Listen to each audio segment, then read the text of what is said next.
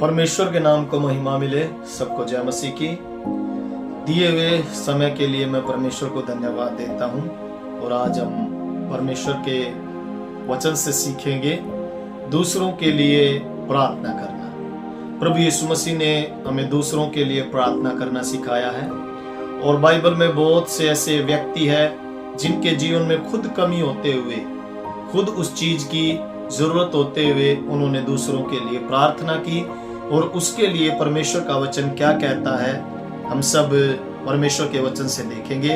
नीति वचन 11 अध्याय और 25 आयत। नीति वचन 11 अध्याय और 25 आयत में लिखा है, उद्धार प्राणी हष्ट पुष्ट हो जाता है और जो दूसरों की खेती सींचता है उसकी भी सींची जाएगी।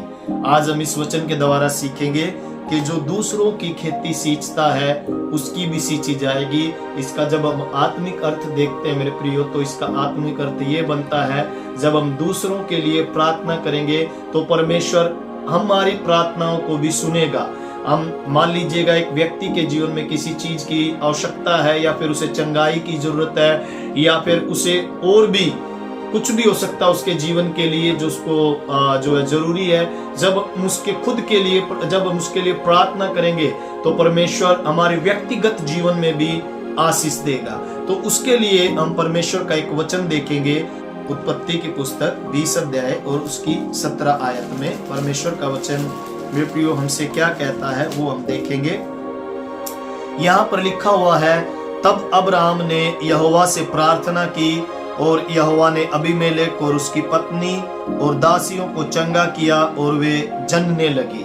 यहाँ पर अब्राहम जब अबीमेलेक के घर में था, अबीमेलेक के घर की दासियों के लिए और उसकी पत्नियों के लिए जब अब्राहम ने प्रार्थना की, तो वहां पर लिखा हुआ है कि उसकी दासियां और पत्नी बच्चे जनने लगी। और हम सब अब्राहम के बारे में देखते हैं। अब्राहम खुद एक ऐसी परिस्थिति में है, उसके पास खुद की संतान नहीं है। खुद की संतान ना होते हुए भी उसने अबीमेलेक की दासियों के लिए, पत्नी के लिए प्रार्थना की और परमेश्वर ने उसकी प्रार्थना को सुनकर, जैसा लिखा है कि उसकी दासियों को चंगा किया और वो जनने लगी। अब्राहम जो खुद संतानहीन था, वो अबीमेलेक की दासियों के लिए और पत्नी के लिए यहाँ पर प्रार्थना कर रहा है। और परमेश्वर अब्राहम की प्रार्थना को सुनकर अबीमेलेक की दासियों को चंगा किया, उसकी पत्नी को चंगा किया और वो जनने लगी, क्योंकि परमेश्वर ने उनकी कोख को बंद कर रखा था। और अब्राहम ने उनके लिए प्रार्थना की और वे चंगी हो गई। अब्राहम ने पुत्र प्राप्ति के लिए 25 साल तक इंतजार किया। उसके पास खुद की संतान नहीं थी, लेकिन परमेश्वर का एक वायदा उसके पास था। आज मैं आप लोगों से बताना चाहता हूं, जब परमेश्वर हमारे लिए कोई वायदा करता है या आपसे व्यक्तिगत कोई वायदा करता है, हो सकता है उसको पूरा करने में कुछ समय लग जाए, कुछ साल लग जाए। इसलिए हमें इंतजार करना है, क्योंकि परमेश्वर अपने किए हुए वायदे को पूरा करने वाला परमेश्वर है। वो जो हमसे कहता है उसको वो पूरा करता है। और उसके बाद 21 अध्याय में हम देखते हैं, 21 की 2 आयत में लिखा है, और सारा अब्राहम से गर्भवती हुई और उसके बुढ़ापे में उसी नियुक्त समय पर जो परमेश्वर ने उसे ठहराया था, एक पुत्र उत्पन्न हुआ। उसी नियुक्त समय पर जो परमेश्वर ने ठहराया था उनके लिए संतान देने का, उसी समय पर उन्हें एक पुत्र की आशीष प्राप्त हुई।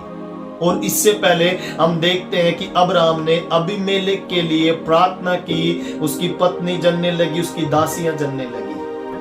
वचन क्या कहता, जो हमने नीति वचन में पढ़ा, जो दूसरों की खेती सींचता है उसकी भी सींची जाएगी। यहाँ पर अब्राहम को आवश्यकता थी, जरूरत थी एक संतान की, लेकिन वो उसके पास ना होते हुए भी वो दूसरों के लिए प्रार्थना करता है। आज मेरे प्रियो, हमारे जीवन में किसी एक चीज की कमी होगी जिसको हम फेस कर रहे होंगे।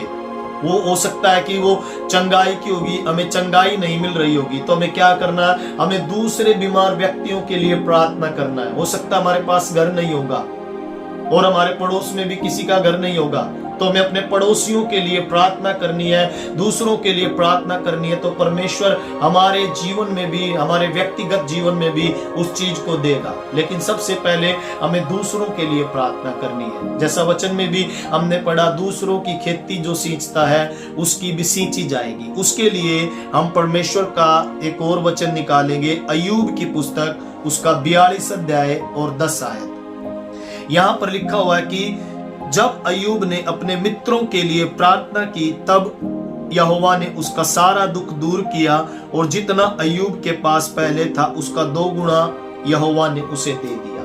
यहाँ पर अय्यूब की परिस्थितियों के बारे में हम सब जानते हैं। अय्यूब की पुस्तक एक ऐसी पुस्तक है कि रोंगटे खड़े कर देने वाली एक ऐसी पुस्तक है जब हम इसको पढ़ते हैं, क्योंकि अय्यूब ने अपना सब कुछ गवा दिया।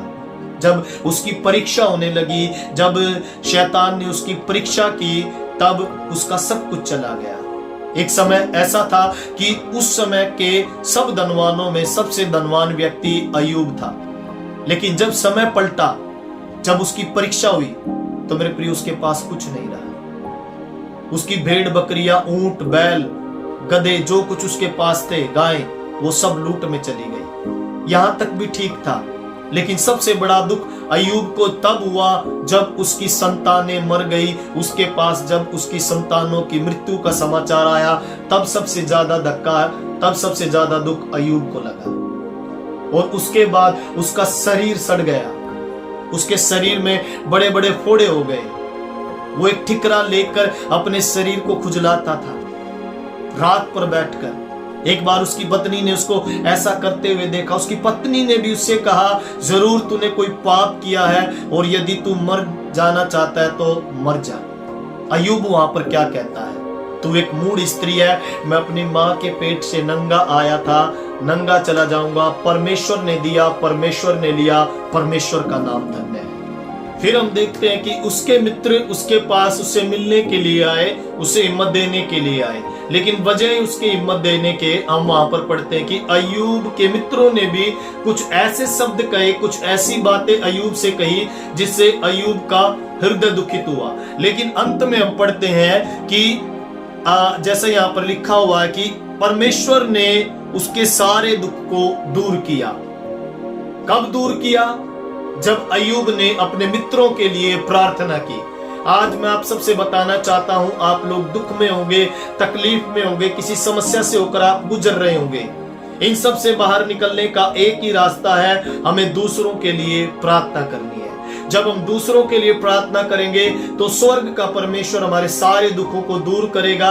जैसा हमने यहाँ पर अय्यूब की पुस्तक में पढ़ा है कि जो अय्यूब के पास पहले था उसका 2 गुना भाग परमेश्वर ने अय्यूब को दिया। आज हमारे जीवन में दुख आता है, तकलीफ आती है, हम कुड़कुड़ाने लग जाते हैं, हम बुड़बुड़ाने लग जाते हैं। हम प्रार्थना करने की बजाय हम इधर उधर देखते हैं। परमेश्वर ने अपने वचन में कहा, मत डर, मैं तेरे संग हूं, इधर उधर मत ताक, मैं तेरा परमेश्वर हूं। उसके वायदे के अनुसार भी जो उसने कहा, फिर भी हम डर जाते हैं। यीशु मसीह के चेलों के पास खुद यीशु मसीह नाव पर था, लेकिन फिर भी चेले लहरों को देखकर डर गए, घबराने लगे। क्यों? क्योंकि वो इधर उधर देखने लगे और उनका भरोसा प्रभु यीशु मसीह पर से हटकर जो है कहीं और चला गया। उनके जीवन में वो डर आ गया। आज परमेश्वर हमारे साथ है। परमेश्वर ने जो समय हमारे लिए नियुक्त किया है, उस समय पर परमेश्वर हमारी सारी आवश्यकताओं को, सारी जरूरतों को पूरा करेगा। लेकिन हमें दूसरों के लिए प्रार्थना करनी है। जो दूसरों की खेती सींचता है उसकी भी सींची जाएगी। अय्यूब एक अच्छा उदाहरण, अब्राहम एक अच्छा उदाहरण। अब्राहम ने अबीमेलेक के परिवार के लिए प्रार्थना की, अय्यूब ने यहाँ पर अपने मित्रों के लिए प्रार्थना की। प्रभु यीशु मसीह जब सूली पर चढ़ाया गया, चढ़ाने वालों के लिए वो प्रार्थना कर रहा है कि पिता हो सके तो इन्हें क्षमा कर। वो प्रार्थना करता है। आज हमारा जीवन भी दूसरों के लिए प्रार्थना करने का जीवन बन जाए। आज भले ही हम शरीर में निर्बल होंगे, पौलुस बोलता है हम खुद तो निर्धन है लेकिन बहुतों को धनवान बना देते हैं। हम खुद तो निर्बल है लेकिन बहुतों को हम चंगा कर देते हैं यीशु मसीह के नाम में। पतरस यूहन्ना के बारे में हम पढ़ते हैं, जब मंदिर में वो गए तो वहां पर हम देखते हैं कि एक लंगड़ा भिखारी मंदिर के द्वार पर बैठा हुआ भीख मांग रहा है। पतरस और यूहन्ना ने कहा, सोना चांदी तो हमारे पास नहीं है, पैसा रुपया तो हमारे पास नहीं है, लेकिन एक नाम है जो आज हम तुझे देते हैं, यीशु मसीह के नाम में खड़ा हो जा। और वो इतना सुनते ही वो व्यक्ति जो 40 साल से वहां पर पड़ा था एकदम से खड़ा हो गया। दूसरों के लिए प्रार्थना, हमें दूसरों के लिए प्रार्थना करनी है तो परमेश्वर हमारे जीवन में भी सारी जरूरतों को, सारी आवश्यकताओं को पूरी करेगा, हमारे व्यक्तिगत जीवन को बढ़ाएगा। मध्यस्थ प्रार्थना हमें करनी है, अपने देश के लोगों के लिए हमें प्रार्थना करनी है। नम्र होकर, दीन होकर हमें अपने देश के लिए प्रार्थना करनी है, इस देश में रहते हुए लोगों के लिए प्रार्थना करनी है, अपनी कलीसिया के लोगों के लिए प्रार्थना करनी है, सेवक जनों के लिए हमें प्रार्थना करनी है। तो परमेश्वर हमें व्यक्तिगत तौर पर जरूर बढ़ाएगा। सो परमेश्वर का धन्यवाद हो आज के संदेश के लिए। एक बार फिर मैं कहना चाहूंगा, दूसरों के लिए प्रार्थना करना। जो दूसरों की खेती को सींचता है परमेश्वर उसकी भी सींचेगा। तो आइए मैं आप सबके लिए प्रार्थना करना चाहूंगा। स्वर्गीय पिता, धन्यवाद के साथ आपके पवित्र चरणों में आते हैं। जीवन दिया परमेश्वर, हम आपको धन्यवाद देते हैं। और प्रभु परमेश्वर, इस समय हम प्रार्थना करते हैं प्रभु, आज तक प्रभु हमने प्रभु जी सिर्फ अपने लिए सोचा प्रभु जी, खुदावंद किसी दूसरे के लिए नहीं सोचा, लेकिन आज इस संदेश के द्वारा प्रभु हमें पता चला कि प्रभु दूसरों के लिए प्रार्थना करना कितना जरूरी है परमेश्वर। जैसा तेरा वचन कहता प्रभु, जो दूसरों की खेती को सींचता उसकी भी सींची जाएगी। प्रभु आज तक प्रभु जी बंजर हालत में हम इसलिए चले प्रभु जी, परमेश्वर पिता, मैं हालेलुया निर्बलता में, कमजोरी में, बीमारी में इसलिए चले प्रभु क्योंकि हमने दूसरों के लिए प्रार्थना नहीं की परमेश्वर। आज प्रभु जी हमें हालेलुया हम प्रार्थना करते हैं, जितने प्रभु जी संदेश को सुन रहे हैं प्रभु जी, उन सब का जीवन प्रभु जी दूसरों के लिए प्रार्थना करने का जीवन हो जाए परमेश्वर। प्रभु जी जैसे अब्राहम ने अबीमेलेक के परिवार के लिए प्रार्थना की, अय्यूब ने अपने मित्रों के लिए प्रार्थना की, यीशु मसीह ने प्रार्थना की प्रभु जी, आज प्रभु जी हम सबका जीवन भी प्रभु दूसरों के लिए प्रार्थना करने का जीवन हो जाए प्रभु। हम धन्यवाद देते हैं मेरे परमेश्वर, धन्यवाद राजा, सबके जीवन में काम कर प्रभु जी। हम खुद तो कंगाल है लेकिन बहुतों को हमें हालेलुया धनवान बना देते हैं परमेश्वर।